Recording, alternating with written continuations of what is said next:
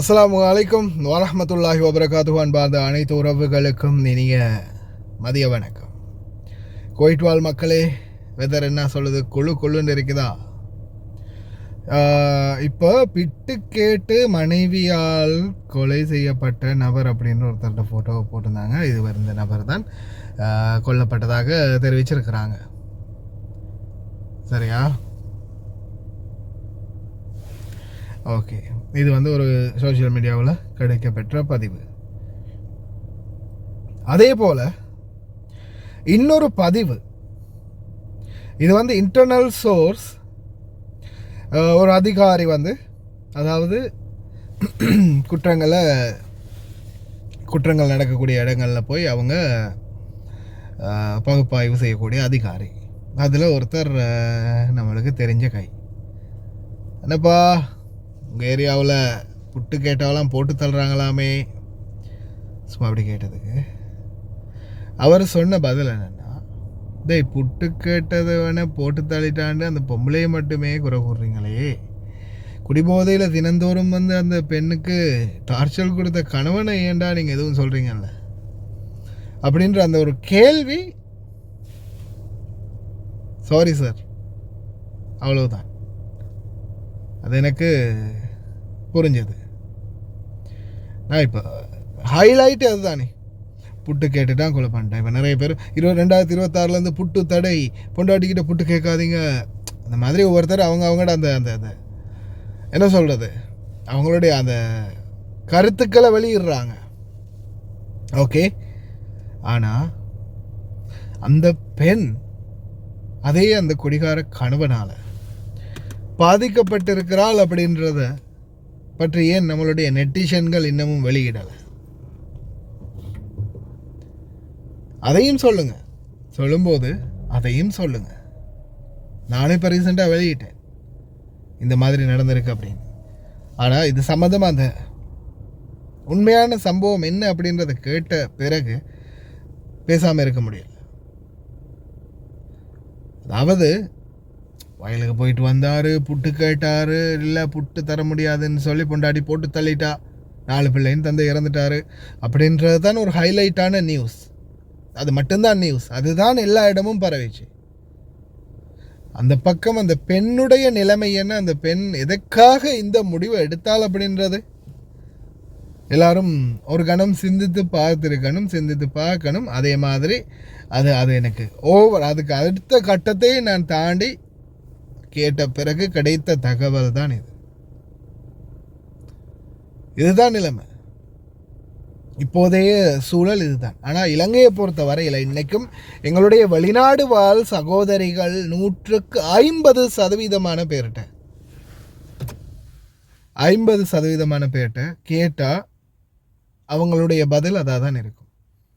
கணவன் குடிகாரன், அல்லது கணவனால் சம்பாதிக்க முடியலை, சம்பாதிச்சாலும் அதை குடிக்கிறாரு, போதைப் பொருளுக்கு யூஸ் பண்ணுறாரு, சம்பாதிக்க போகிறாரு, இல்லை போதைக்கு அடிமையாகி இருந்தார், குடிப்பழக்கத்துக்கு அடிமையாக இருந்தார், இப்போ அவரால் எதுவுமே பண்ண முடியலை, வேலை கூட போக முடியலை, நோய்வாய்ப்பட்டு இருக்கிறாரு.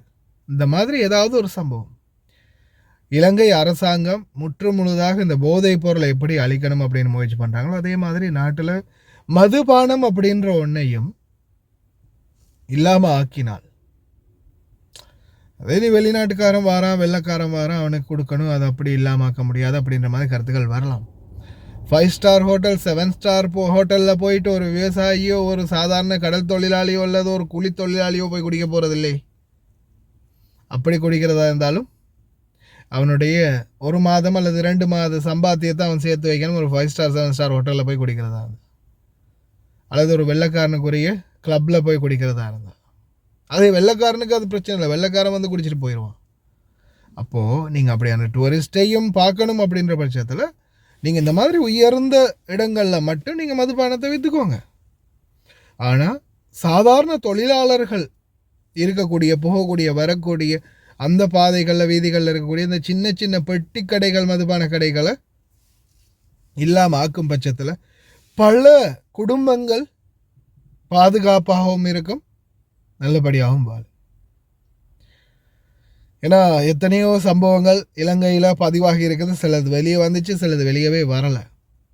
ஒரு தாய் நேரடியாக போய் போலீஸ் ஸ்டேஷனில் கம்ப்ளைண்ட் பண்ணுறா. என்ன, தன்னுடைய கணவன் தொடர்ந்து தன்னுடைய மகளை வந்து பாலியல் தொந்தரவுக்கு உட்படுத்தியிருக்கிறான் அப்படின்றது. கடைசியில் அந்த பெண் பிள்ளை கருவுற்று இருக்குது, தந்தையினுடைய கருவை சுமந்திருக்குது.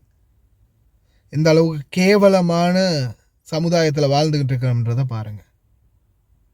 ஆனால் கடைசியில் அதை எங்கே போய் முடியுதுன்னு பார்த்தா மதுபானத்தில் தான். ஒன்று போதை அல்லது மதுபானம். இலங்கை அரசாங்கம் நிச்சயமாக இந்த போதைப் பொருள் மதுபானம் இரண்டுக்கும் சேர்த்து ஒரு முடிவு கொண்டு வரணும். கொண்டு வந்தால் மட்டும்தான் அப்பாவி தொழிலாளர்கள், பாமர தொழிலாளர்கள் அவங்களும் நல்லா இருப்பாங்க, அவங்களுடைய குடும்பமும் நல்லா இருக்கும்.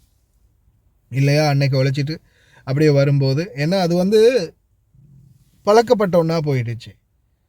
இப்போ சாதாரணமாக வீட்டில் போய் நல்லா சாப்பிட்டு குழந்தைகளை கொஞ்சம் மேலெல்லாம் ரொம்ப வலியாக இருக்குது, கொஞ்சம் ஏறி மெரிங்கப்பா, பொண்டாடிக்கிட்டு சொல்லி கொஞ்சம் கையை காலை உண்டுங்க, எனக்கு கொஞ்சம் வலியாக இருக்குது அப்படின்னு சொல்லக்கூடிய காலம் இருந்த காலம் போய் இன்னைக்கு உடம்பு ரொம்ப வலியாக இருக்குது, போய் ஒரு கட்டிங்கை போட்டால் தான் சரி வரும் அப்படின்ற காலத்துக்கு மாறி இருக்குது. இதுதான் உண்மையான நிதர்சனம். அதே சம்பளத்தை வீட்டில் கொண்டு போய் கொடுத்து பொண்டாட்டி பிள்ளைகளோட சந்தோஷமாக இருந்து சம்பாத்தியத்தில் கொஞ்சத்தை சேமித்து தன்னுடைய வாழ்க்கை தரத்தை இன்னும் முன்னேற்ற நினைக்கக்கூடிய எத்தனையோ தொழிலாளர்கள் இன்னைக்கு இந்த மது போதைக்கு அடிமையாகி இன்னைக்கு அந்த மதுபான கடைகளையே அவங்களுடைய முழு நாள் வாழ்க்கையையும் அர்ப்பணிக்கக்கூடிய இடமாக மாற்றிருக்கிறாங்க. இதில் பாதிக்கப்பட்ட பலரும் இன்னைக்கு வரைக்கும் சொந்த நம்மளுடைய நாட்டுக்குள்ளேயும் சரி வெளிநாடுகள்லையும் சரி இன்றைக்கும் கஷ்டப்பட்டுட்டு இருக்கிறாங்க. ஏன்னா இந்த கஷ்டங்களை வந்து காதால் கேட்டு அறிந்தவன் நான். ஏன்னா இது வரைக்கும் கிட்டத்தட்ட ஒரு 45,000 பேர் என்னுடைய இத்தனை வருட இந்த சோஷியல் மீடியா பயணத்தில் இது வரைக்கும் இன்றைக்கு வரைக்கும்னு பார்த்தா கிட்டத்தட்ட 45,000 தாண்டிடுச்சு. 45,000 பேர் பர்சனல், அதாவது என்கிட்ட வந்து அவங்களுடைய இந்த வீட்டு பிரச்சனையாக இருக்கலாம், குவைத் நாட்டில் இருக்கக்கூடிய பிரச்சனையாக இருக்கலாம், நாட்டில் இருக்கக்கூடிய பர்சனல் பிரச்சனையாக இருக்கலாம், ஏதாவது அறிவுரை கேட்டு ஏதாவது உதவிகள் கேட்டு வந்தவங்க இன்றைக்கு வரைக்கும் மொத்தம். இப்போ அதில் பார்த்து பாருங்கள் எத்தனை பேர் வந்து இந்த மாதிரி சம்பவத்தில் இந்த மாதிரி பிரச்சனைகளுக்கு முகம் கொடுத்துருக்குறாங்கன்னு. இறைவன் பாதுகாக்கட்டும். தயவு செய்து சிந்திங்க, கொஞ்சம் சிந்தித்து செயல்படுங்க.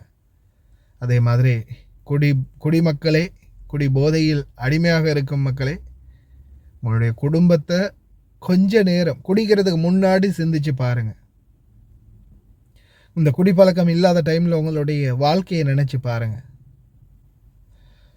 குடும்பத்தை எப்படியெல்லாம் பார்த்துக்கிட்டீங்க, எவ்வளோவெல்லாம் நல்லா வாழ்ந்தீங்க. இன்றைக்கி இந்த குடிப்பழக்கம் கையில் எடுத்த பிறகு உங்களுடைய குடும்பம் எந்த அளவுக்கு சீரழிஞ்சு போயிருக்குன்றது உங்களுக்கே புரியும். உங்களுடைய கருத்துக்களையும் மறக்காமல் தெரிவிங்க.